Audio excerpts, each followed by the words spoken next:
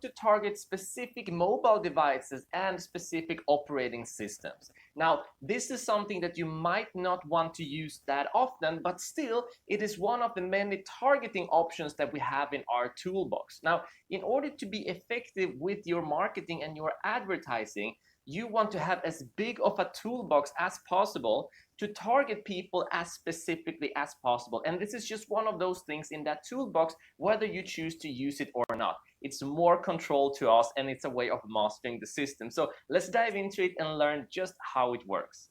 So what we're going to do, since we're still in the placements, is that we're just going to go down until we see the show more options. And I'm going to click right here. So it says specific mobile devices and operating systems. And this is where we can do a more specific targeting. So by going to the right here and clicking on edit, I can make a couple of choices. Now, the first thing I can do is that I can choose to target all mobile devices, or I can choose to just target Android devices or just iOS devices, or feature phones only. So what does this mean? Well, it means that, for example, if I'm looking to only be targeting people who are using Android phones, I could choose that. Or if I'm targeting people who are only using iOS devices, that would be, for example, iPads, that would be iPhones, etc. I could do that. So you have to get into the psychology of who are these kind of people, right? Because we know that Apple, using iOS devices, that's a more high quality brand. And people looking for more high quality items, that is a specific type of audience. This is a specific type of people. So if that is the type of people that you're looking to target, this could be a very valuable target option. Now, similarly, we can target feature phones only. And a feature phone, that is one of those really old school phones. Do you remember the old Nokia phones, for example, that doesn't have a smart screen or any touch screen at all?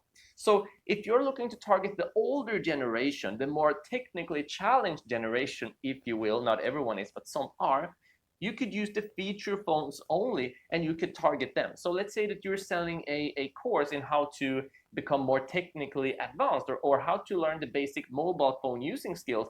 You might want to target people using feature phones only because they don't feel like they're capable of using a smartphone. So it's just one of the many targeting options that we can use. So we're going to use all mobile devices for now. Now we also have another option. We can target people who are only connected to Wi-Fi. So what does that mean? Well, that means that people who are connected to a Wi-Fi, they are usually stagnant, right? So they're usually at home in the majority of cases, but they might also be sitting still, let's say, at a cafe. What we know is that they are not using their mobile net, meaning that they are at the very least not traveling. And people who are not traveling are more likely to buy something generally, right? Because if you're traveling, you're probably just scrolling through and going through information. So this might be another way to target people who may or may not be more likely to buy. As you can see, the potential reach with it on is 480,000 people, and with it off is 480,000 people. So in this targeting that we have done, is not going to change anything, but it might do if we get more specific, like we're choosing one of these and then we're using only one connected to Wi-Fi. So once again, this is all about what we decide to keep in our targeting toolbox. Then we have some exclude content and publisher, but this is only if we are using the audience network, which we aren't, and I recommend strongly that we don't, right? So what we're going to do is that we're going to keep things open. We're going to select all mobile devices, and we are not going to bother if they're connected to Wi-Fi or not, right? So this is how you target specific mobile devices and operating system. Not something that you might use often, but something that is now in your toolbox should you choose to do such specific targeting, right? Now we are done with the entire placement section. Well, that also means that if you are going to decide to do some specific split testing later on, and since we're only using Facebook newsfeed, as we go along, we might want to add in Facebook newsfeed into the title up here. Now, I'm not going to do that right now because I'm not going to bother with it until I decide to test the placements.